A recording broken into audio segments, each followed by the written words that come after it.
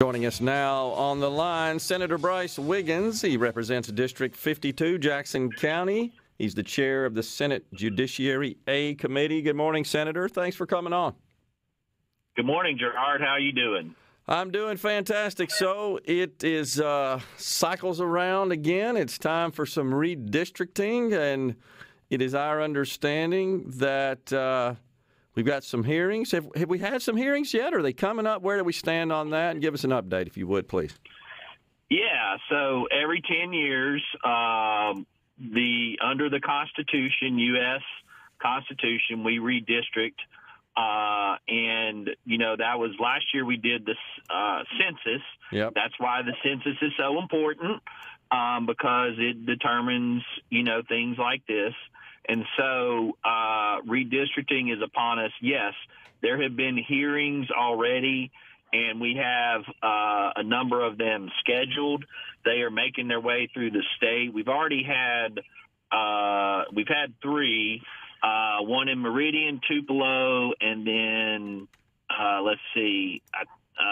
Senatobia was last night. Okay. And then there's going to be ones in Itabena, Starkville, Natchez, Gulfport is August 18th, Hattiesburg August 19th, and in Jackson at the Capitol on August 23rd. And so those hearings are being held so we can hear from the public. And when I say we, I mean the Joint Committee on Redistricting. And in my case, myself and Dennis Sabar are the two Senate representatives from the 4th District. And the hearings are for us to get feedback.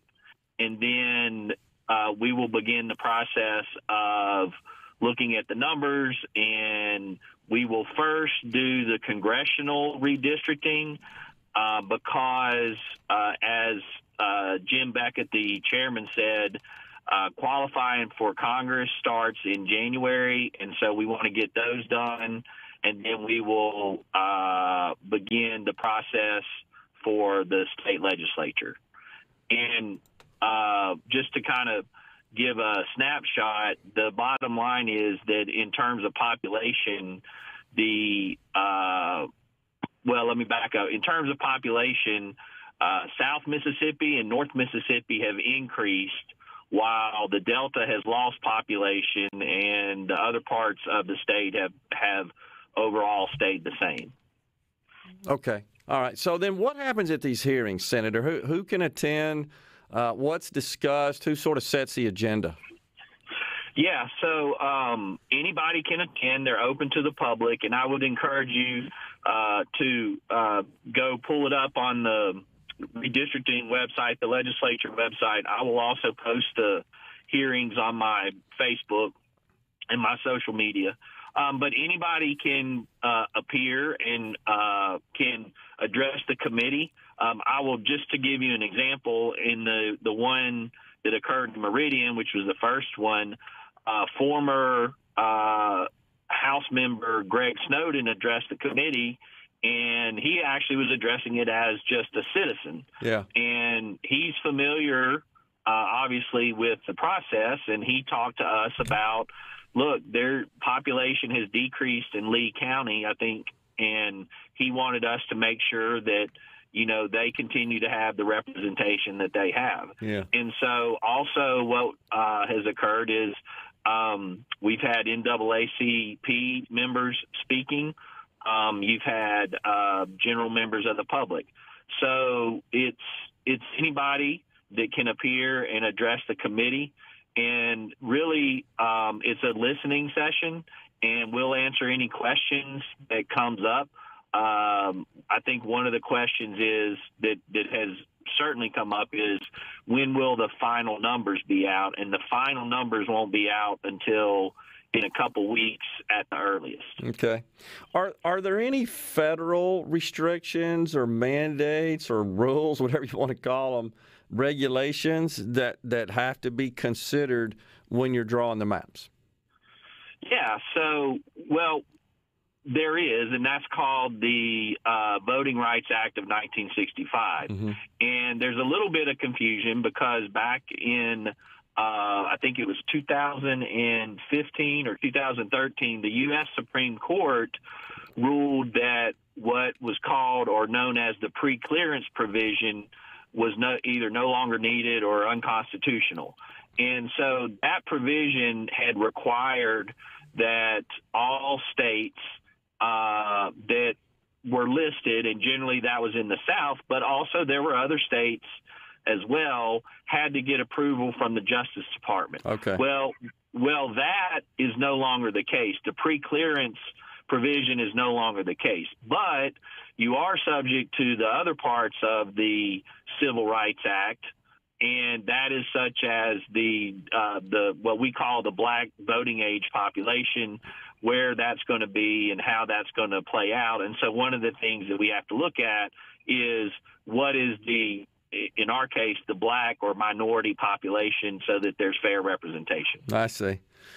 So for the benefit of our audience, this is how we end up with these sort of very oddly shaped districts. I think I was looking at Big Country's district last week or 2 weeks ago when I had him in the show, but he's got like this fairly regular looking square with this giant finger that kind of juts out.